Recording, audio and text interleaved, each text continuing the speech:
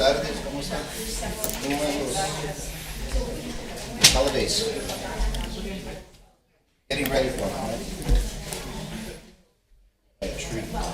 What is this? Huh? I didn't know that. I grew up with our Next one over. back east.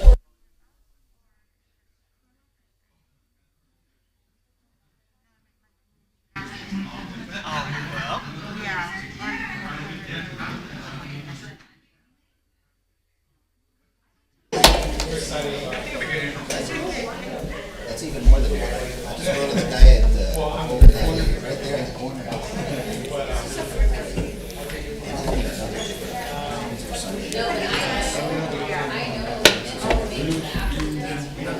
Devlin. Let's go, or,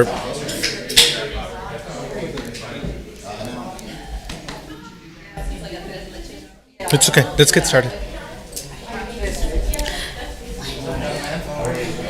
Hello and welcome to the Opportunity Home San Antonio regular board meeting.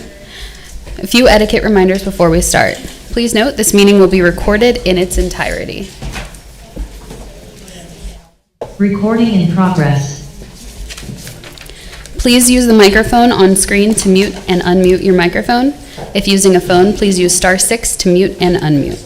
Live transcription has been enabled for this meeting. To modify your preferences, select Show Captions in the meeting controls at the bottom of your Zoom window. I will now conduct Commissioner roll call. Chairwoman Dr. Ana Cha Guzman.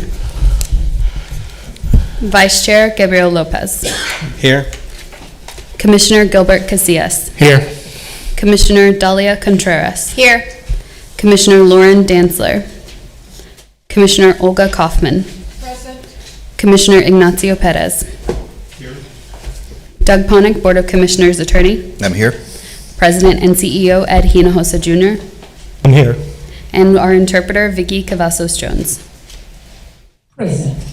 You may now call the meeting to order. The Board of Commissioners or its committee may hold its closed meeting pursuant to Texas Government Code 551.071-076 for consultations concerning attorney-client matters, real estate litigation, personnel, and security matters. The board or committee reserves the right to enter into closed meeting at any time during the course of the meeting. Do we have anyone signed up for public comment? There are no individuals signed up for public comment. Okay. Citizens to be heard? We have one signed up for citizens to be heard. Okay. James Hamilton, you available?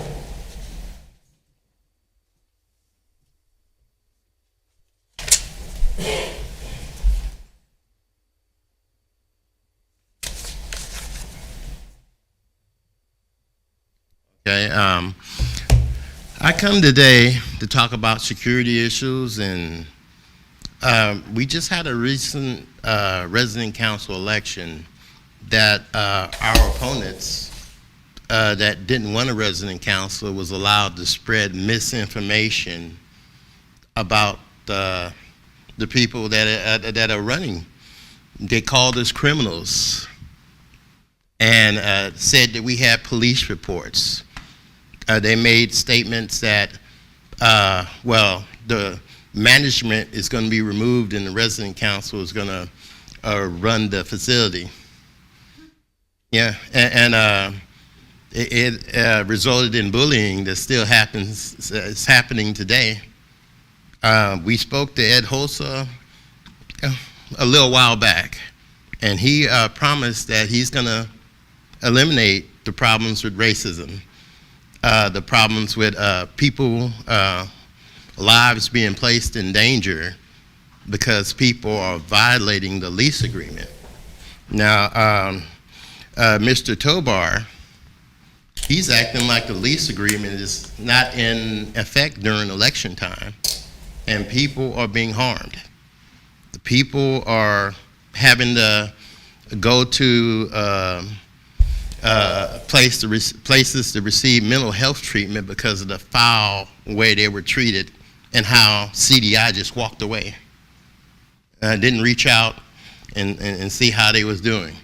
This stuff was happening in front of Mr. Tobar. And it's affecting people's lives. I believe that the people that was responsible for the misinformation need a talking to. They need to be held accountable. They need to be told this behavior is not going to be allowed.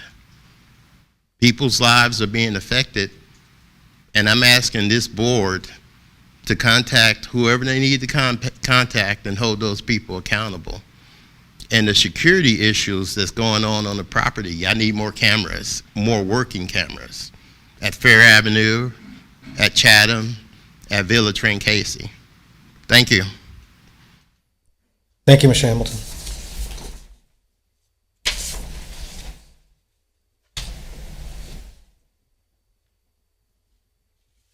That's it for the citizens to be heard, correct? We'll now move to item number 4, public hearing regarding Resolution 6291. Tim Alcott?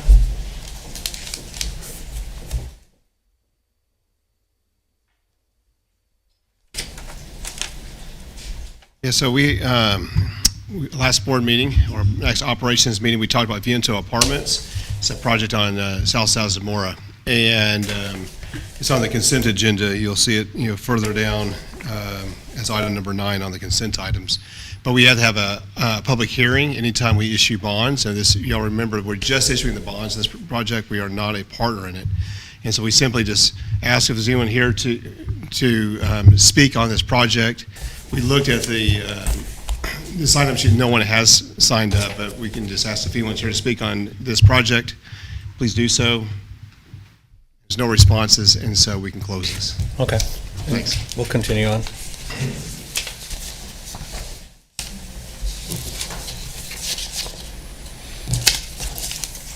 Looks like we've got 2 items up for presentation, one of which, number 6, is being pulled today. Is that correct? That's correct. We're going to pull number 6. Saldana and Associates are unable to be here due to illness, and we've rescheduled them for the next meeting. Okay. So we're here, item number 5, Platinum Safety Partner Award presented to Opportunity Home San Antonio by Texas Mutual Insurance Company. Good Diana? afternoon. So, as you may know, I handle risk as well as finance. So today we have Erica here with Texas Mutual Insurance. She's here to provide us with an award today. This is their Platinum Safety Award. They only award it to 200 of their clients. They have over 74,000, so it is sort of a big deal. It is for our workers' compensation plan, and with her today is Susan Gola. Susan Gola is our insurance brokers with McGriff, and we appreciate all of the assistance she provides us year-round. And most importantly is Jennifer Dominguez. She is our risk manager, and she handles all of the risk for the agency. So congratulations, and they're going to do a presentation, if you don't mind. Yeah, just up there, right. I apologize, I did not ask anyone to take a photo, so I'm going to do that. Sure.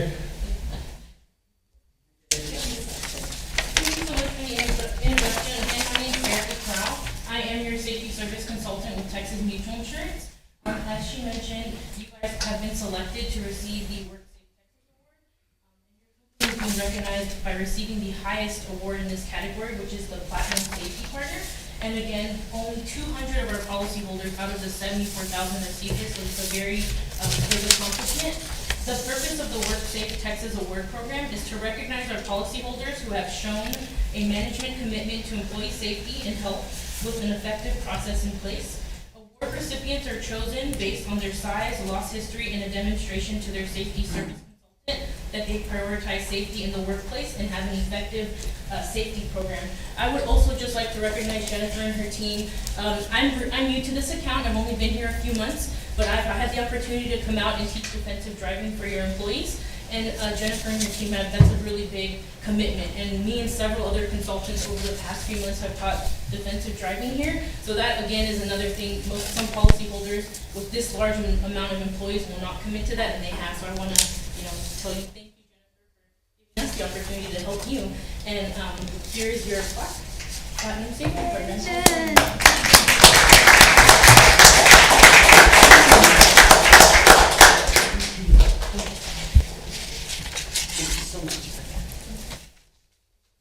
Awesome, thank you. Congratulations to all. We'll go ahead and move on to approval of the minutes, item number 7. I'll entertain a motion, unless there's any comments on them. A motion to approve the minutes. All three of them? All three of them, Okay. yes. Second. We have a motion and a second. All in favor? Aye. Any opposed? Motion carries. Minutes approved. We have consent items. Consideration and approval regarding Resolution 6290. Well, actually, unless there's any comments, these are consent items. Anybody have any questions on any one of the items that you want to discuss? If not, I'll entertain a motion to approve the consent items. I move to approve consent items number 8 through 12. I second. We have a motion and a second. All in favor? Aye. Aye. Aye. Any opposed? Consent items are approved. Discussion items.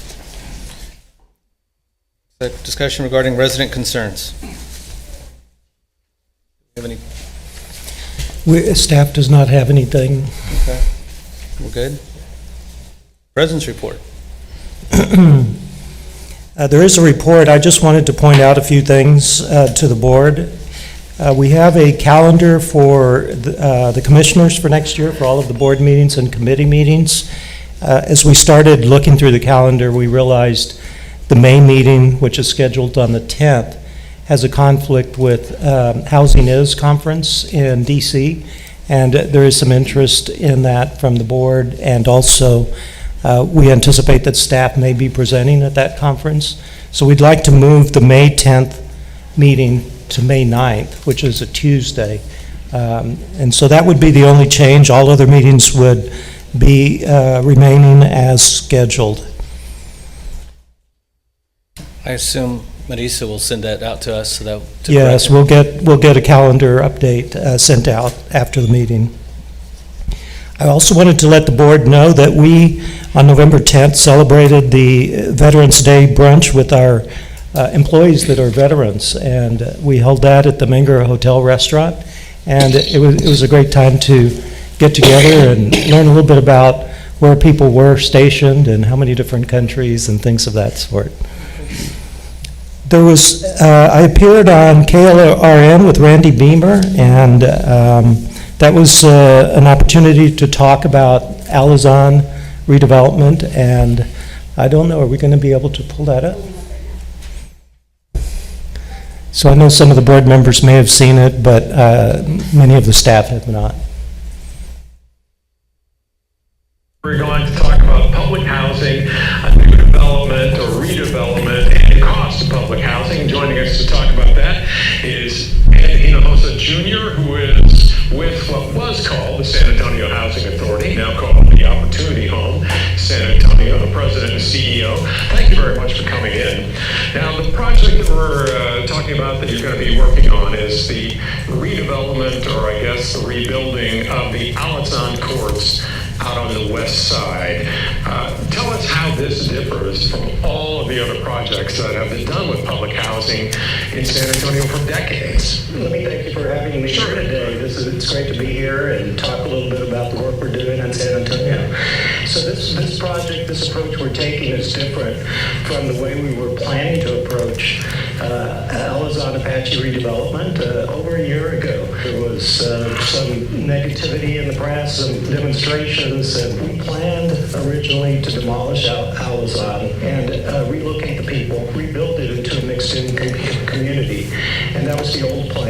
And this was during the pandemic, and it was not very long after I started working as the interim president and CEO that I realized the negative impact this would have on the community. First of all, we would be removing people from their support systems, from their schools.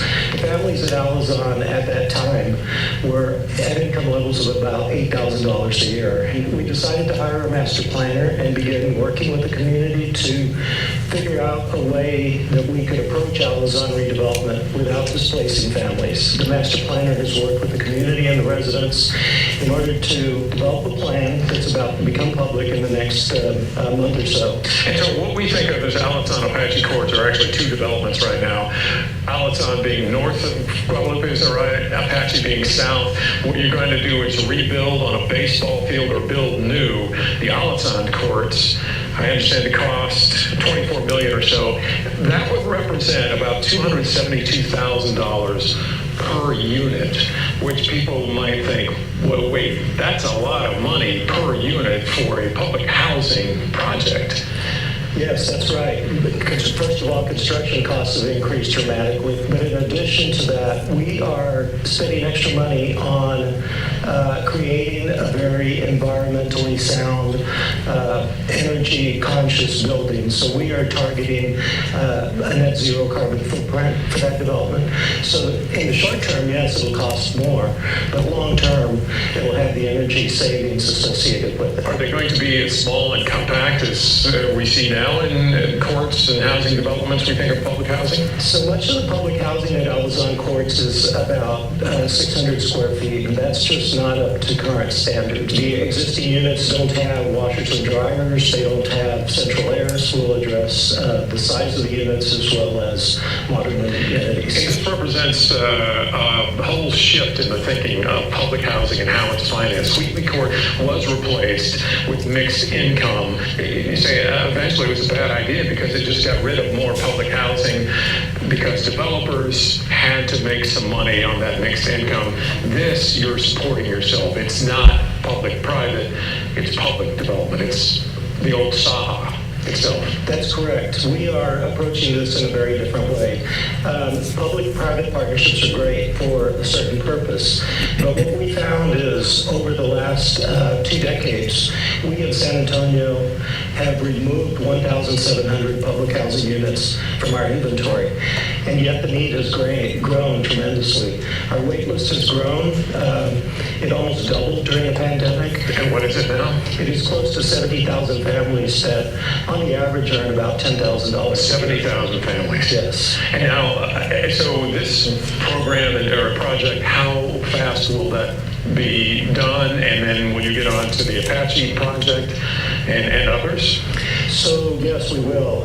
The initial construction is about 88 units, and we are planning to move fairly quickly with that. Since we're not using one of these complicated structures, we're funding it ourselves, and we've also applied for city bond funds to assist with the funding, and those two sources of funds will allow us to move very, very quickly. As we have the first stage ready, we hope to move families out of the existing Alazan into the new construction, and then continue renovating or rebuilding in a phased approach. Well, it's interesting. I wish we had more time. I know you're going to be announcing more of this in the next month, so please come back and give us an update as you're, I guess, changing the whole image from Saha to Opportunity Home San Antonio. Sorry, didn't roll off the tongue. Ed Hinojosa Jr., President and CEO, thanks for coming in. Thank you for having us. Nice job. The other speaking event that I attended, I was on a panel in the Guadalupe Center with Councilwoman Terry Castillo and also with Graciela Sanchez from Esperanza. And so we talked about Alazan and trying to educate the public a little bit about what we're doing there. And that happened a few weeks ago. And thank you, commissioners, for attending. Sure. And then finally, the best news is that the city staff will be recommending a bond award to Opportunity Home, totaling $17,356,000. And that's made up of $8.2 million for Alazan, $6.8 million for Woodhill, $400,000 for Pecan Hill, and $1.7 million for Cottage Creek. In addition, we have $218,000 coming to us to support homeownership on the west side. And I want to really thank staff who did lots of hard work on a very short deadline to pull this application together and get it through a successful finish. The vote will come from City Council this month. Okay, And that concludes the President's report for today. great, okay, thanks, Ed. Yes, we can go into the nonprofit meetings, Las Fadas or San Antonio Housing, whichever one you want to do first. Should we go to Las Fadas?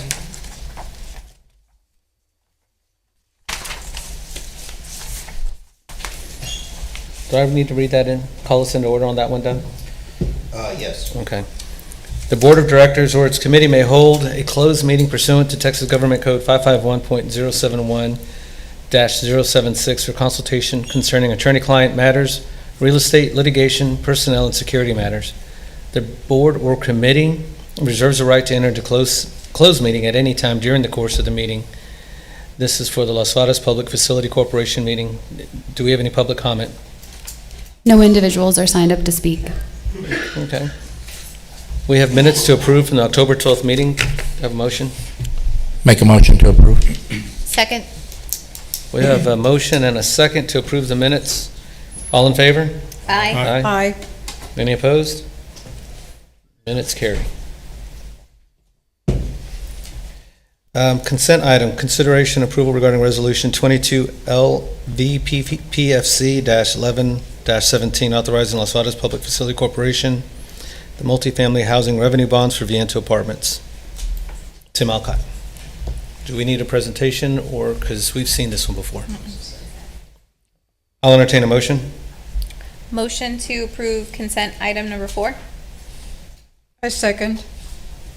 We have a motion and a second. All in favor? Aye. Aye. Any opposed? That motion passed, or that consent item moves on, and we are adjourned on Las Fadas. Let's go to the San Antonio Housing Facility Corporation meeting. The Board of Directors or its committee may hold a closed meeting pursuant to Texas Government Code 551.071-076 for consultation concerning attorney-client matters, real estate, litigation, personnel, and security matters. The board or committee reserves the right to enter into closed meeting at any time during the course of the meeting. Do we have any public comment? No individuals are signed up to speak. Okay, we have minutes to approve. Do I have a motion? I so move. Second. We have a motion and a second. All in favor? Aye. Aye. Any opposed? Minutes move on. We have a consent item. Resolution 22 FAC-11-17 for authorizing Fiesta Trails Limited. Do I have a motion? Motion to approve consent item number 4. I second. We have a motion and a second. All in favor? Aye. Aye. Any opposed? Motion carries. We'll close, is that, yes, we can adjourn the San Antonio Housing Facility Corporation meeting. With your permission? Going to read this in? The board will be convening in closed session to discuss real estate and consult with its attorney under sections 551.072 and 551.071 to receive an update and discuss the Mirasol Homes history. The board will also consult with its attorney under 551.071 of the Texas Government Code to discuss the master planner contracts. The time is 1:23. Okay.